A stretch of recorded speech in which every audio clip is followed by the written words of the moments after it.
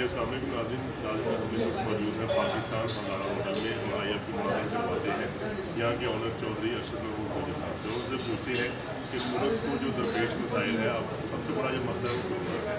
Corona भी ख़त्म नहीं हुआ, अब जैसे हालिया में कराची में दोबारा कोरोना आ रहा है, इस पर कैसे कंट्रोल किया जा सकता है कि लोग ऐसी चीज़ की अमल करें या फिर हुकूमत को कोई ऐसे इकदाम करने चाहिए जिससे ये कंट्रोल किया जा सके। जी अस्सलाम वालेकुम। जी कोरोना के हवाले से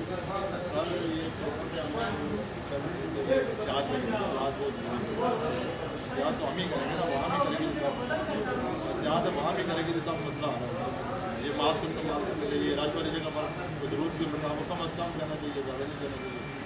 और यूनिवर्सिटी है उस पर हमें अमल करना चाहिए और ये गवर्नमेंट को चाहिए कि ऐसे इकदाम करे कि इस पर कंट्रोल हो। तो ये स्कूल बच्चे को स्कूल में बड़े मिसाल है, 4-5 महीने से बच्चे पहले घर में रहे, अभी फिर दोबारा स्कूल आ गया तो फिर तो ये बड़े मिसाल है, बड़ी परेशानी हमारे लिए। स्कूल अभी बंद भी हो गए कि स्कूलों में बच्चे कई दोबारा निकले, इस तरह का केस दोबारा हुआ, इस्लामाबाद में निकले, पेशावर में निकले, हमारा ज़ारा में निकले, तो वो स्कूल दोबारा बंद हो गए।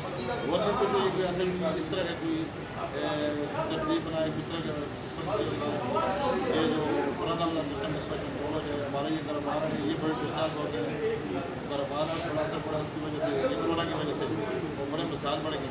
गवर्नमेंट को चाहिए कि इसके ऊपर भी कंट्रोल करे, ऐसी तरतीब बनाए कि ये मसाल अलग हो। नहीं बिल्कुल रोजगार नहीं होगा तो फिर लोग चोरियाँ करते हैं, टाँगे मारते हैं, यकीन करेंगे इतने अभी इतने मुश्किल से जो है आने जाने में रास्ते में रात को घर जाते हुए बड़ी चाल से जाती है, चोरी बहुत ज़्यादा हो रही है, तकलीफें बहुत ज़्यादा हो रही हैं, बड़े मिसाल हैं।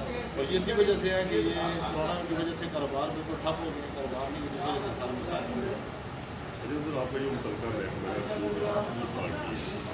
उसके आगे बेहतरी आई सारे उसमें जो हमें आते हैं, हमें चेक करते हैं, बड़ी सख्ती करते हैं कि गंदगी ना हो, कोई पुरानी चीज़ ना बनाए, ये ख्याल करें हमारा सारा सिस्टम आके चेक करते हैं, आप 10-20 दिन लगाते हैं।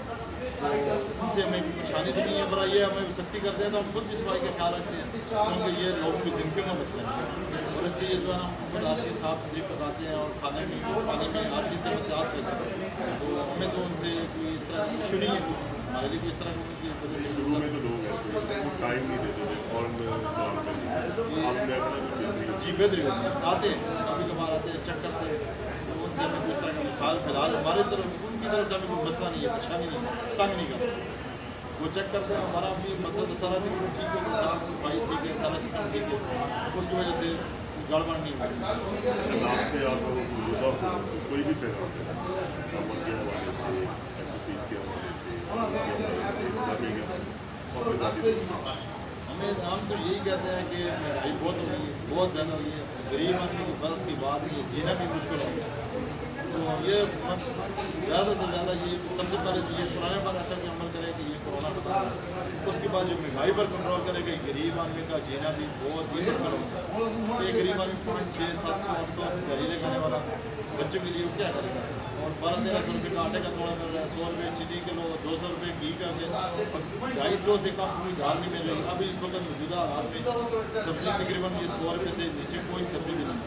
आलू ले वो भी 70-80 रुपये के, प्याज है वो भी 70-80 रुपये के, टमाटर 100-120 रुपये से रहे हैं, और भिंडी है, करेले है, कोई चीज़ भी ले 100 से कम आपको नहीं मिलेगी। और दालें 250 से ऊपर जो महंगाई बहुत ज़्यादा बहुत ज़्यादा। ये थी जी चौधरी अरशद महमूद गुजर साहब जो अपने ख्याल के इजहार कर रहे थे।